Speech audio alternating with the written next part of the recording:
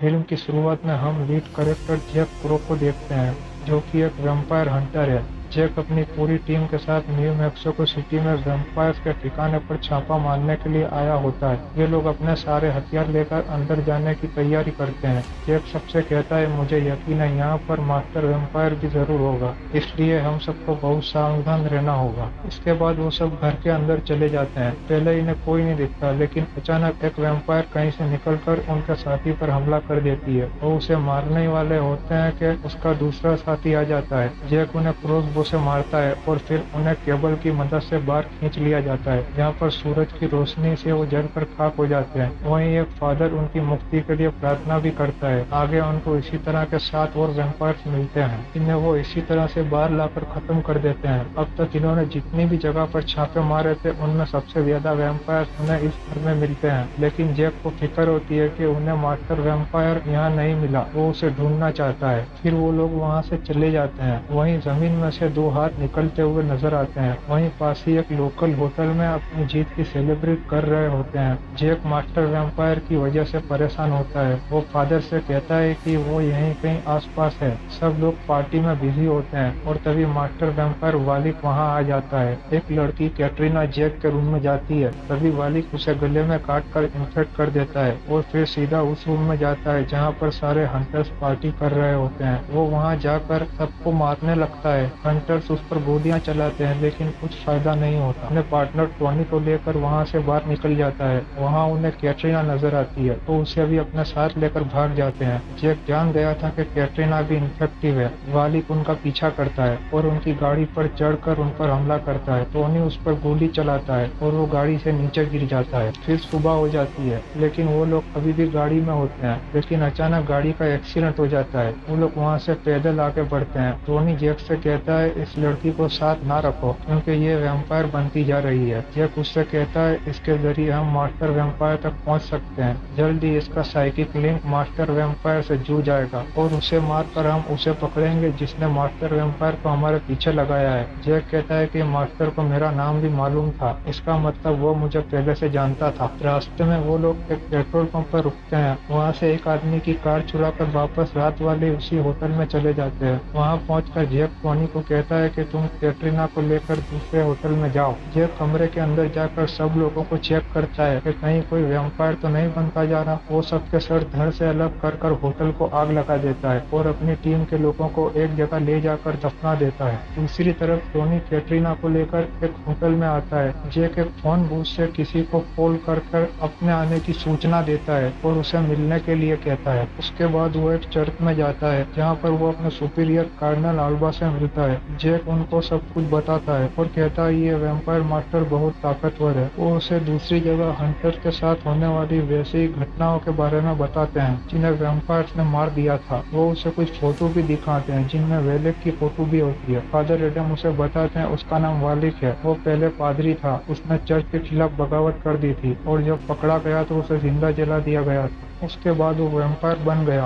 और लोगों का खून पीने लगा। तुम पहले हंटर हो जो उससे बच गए। कर्नल अल्बा उसे नई टीम बनाने के लिए कहते हैं और फादर एडम को उसके साथ नए पादरी के तौर पर भेजने के लिए कहते हैं, लेकिन जैक इस बात के लिए तैयार नहीं होता। वो इन्हें बताता है कि वालिक को मेरा नाम पहले से मालूम था। ये सुनकर ये जबरदस्ती फादर एडम को उसके साथ भेज देते हैं। दूसरी तरफ टोनी को दिखाया जाता है जो होटल रूम में कैटरीना के साथ है। वो कैटरीना को बताता है, तुम्हें रात की पार्टी में ड्रेकुला ने काटा था, इसीलिए हम तुम्हें अपने साथ लेकर आए हैं। तुम्हारे जरिए हम उस तक पहुंच सकते हैं। दूसरी तरफ जैक और फादर एडम को दिखाया जाता है। फादर एडम जैक को बताता है, मुझे तुम्हारे बारे में सब पता है। तुम्हारे माता पिता को ड्रेकुला ने काटा था और मैंने तुम्हारे बहादुरी के किस्से भी सुने हैं। जैक को लगता है कि कहीं इसी ने तो मास्टर को मेरे पीछे नहीं लगाया। वो उसे मारता है और गन पॉइंट पर पहुंचता है, लेकिन वो इनकार कर देता है। उसके बाद जैक उसे एक मैप बताता है और कहता है कि ड्रेकुला मास्टर कोई चीज ढूंढ रहा है, इसीलिए वो एक जगह पर नहीं रुकता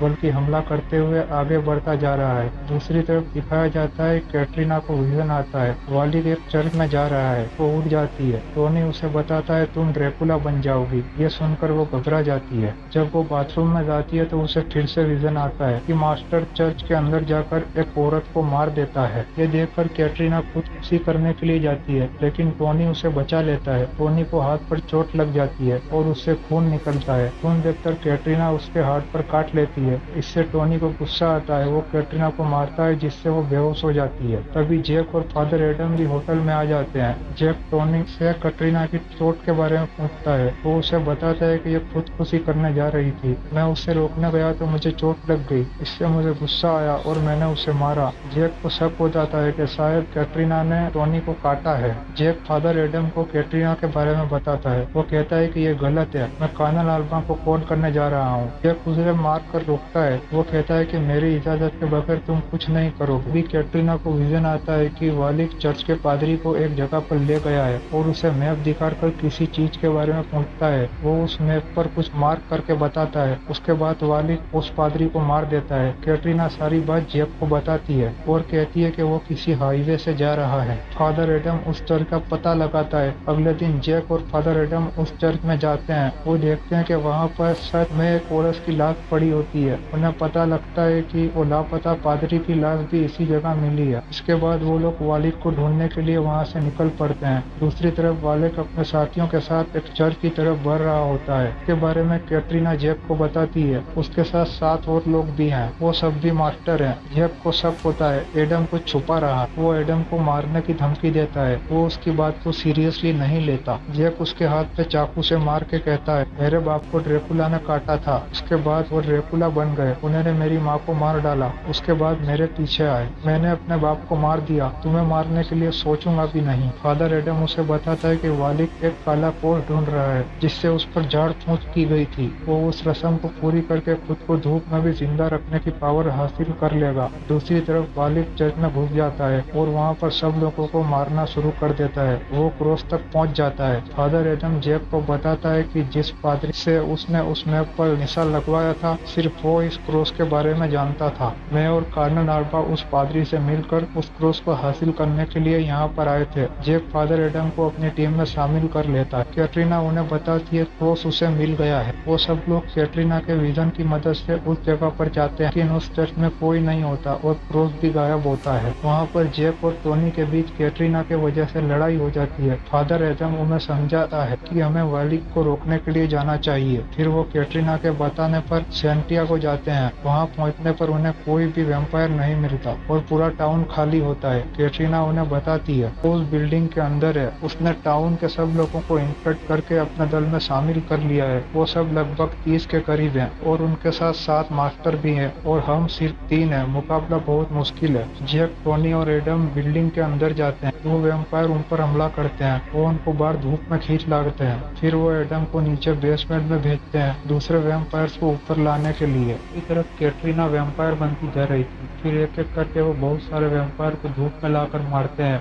लेकिन उन्हें वालिक नहीं मिलता और शाम हो जाती है। वो वहाँ से बाहर आ जाते हैं क्योंकि वो मास्टर ड्रैकुला को रात के वक्त नहीं मार सकते। टोनी कैटरीना को लेकर निकल जाता है। जैक और एडम अपनी गाड़ी की तरफ जाते हैं। तभी वालिक अपने साथियों के साथ उन पर हमला कर देता है। एडम एक जगह छुप जाता है और जैक पकड़ा जाता है। टोनी कैटरीना के साथ भाग जाता है। तभी कैटरीना पूरी तरह से वैम्पायर बनकर टोनी को गले पर काट लेती है, जिससे टोनी बेहोश हो जाता है। वालिक जैक को पकड़कर जेल के अंदर अपने ठिकाने पर ले जाता है। वहाँ जैक को वालिक के साथ कर्नल अल्बा भी नजर आता है। वहाँ पर उसे देखकर जैक बहुत हैरान होता है। कर्नल अल्बा जैक से कहता है कि मेरा गॉड से यकीन उठ गया है और मुझे मरने से डर लगता है, इसीलिए वालिक मुझे वैम्पायर बना देगा। फादर एडम ये सब देख रहा होता है। जैक वालिक से खुद को खोलने के लिए कहता है। तभी कैटरीना वहाँ आ जाती है। वालिक जैक को बताता है कि इसकी मदद से हमने तुम्हारे दोस्त को भी अपने दल में शामिल कर लिया है, अब तुम अकेले हो। जैक उनसे कहता है कि मुझे मार क्यों नहीं देते। कर्नल अल्बा उससे कहता है कि हमें रस्म पूरी करने के लिए तुम्हारा खून चाहिए। फिर वो लोग जैक को उस क्रॉस के साथ बांध देते हैं। टोनी ये सब दूरबीन से देख रहा होता है और एडम उस जगह से गन उठाता है। कर्नल अल्बा क्रॉस के सामने रस्म पूरी करना शुरू करता है। वो जैक की टांग में कट लगाकर उसका खून वालिक को पिलाता है। तभी एडम उसे गोली मार देता है और वालिक से कहता है कि अब तुम्हारी रस्म पूरी करने के लिए कोई भी नहीं है, तुम्हें इस रस्म को पूरी करने के लिए फादर चाहिए होगा। वालिक इसे कहता है कि ये रस्म तुम पूरी करोगे। एडम कहता है कि मैं खुदकुशी कर लूंगा लेकिन तुम्हारा काम नहीं करूंगा। वालिक उसे धमकाने के लिए जैक को आग लगाने लगता है। तभी टोनी जीप लेकर वहां आ जाता है। वो उस क्रॉस को तीर मारकर अपने साथ घसीट कर ले जाता है जिसके साथ जैक बंधा हुआ था। एडम जैक को उस क्रॉस से छुड़ाता है और तभी दिन निकल आता है। सभी वैम्पायर बिल्डिंग के अंदर की तरफ भागने लगते हैं। वेलिक धूप से बचने के लिए एक रूम के अंदर छुप जाता है। जैक क्रॉस लेकर उसके पीछे जाता है। जैक क्रॉस को उसके सीने में घुसा देता है। फिर दोनों में फाइट होती है। जैक रूम की छत गिरा देता है जिससे सूरज की रोशनी वेलिक पर पड़ती है और वो जल जाता है। टोनी भी वैम्पायर बनता जा रहा होता है, इसीलिए एडम उसे मारने लगता है। जैक बीच में आकर उसे रोक देता है और कहता है कि हम दोनों आज उसी की वजह से जिंदा हैं। टोनी उससे कहता है कि मुझे कैटरीना के साथ 2 दिन की छुट्टी चाहिए। जैक उससे कहता है अभी तो तुम जाओ, मैं बाद में तुम दोनों को ढूंढ कर मार दूंगा। टोनी कैटरीना को लेकर चला जाता है। फिर जैक और एडम एक टीम बन जाते हैं। इसी के साथ इस फिल्म की कहानी यहीं पर खत्म हो जाती है।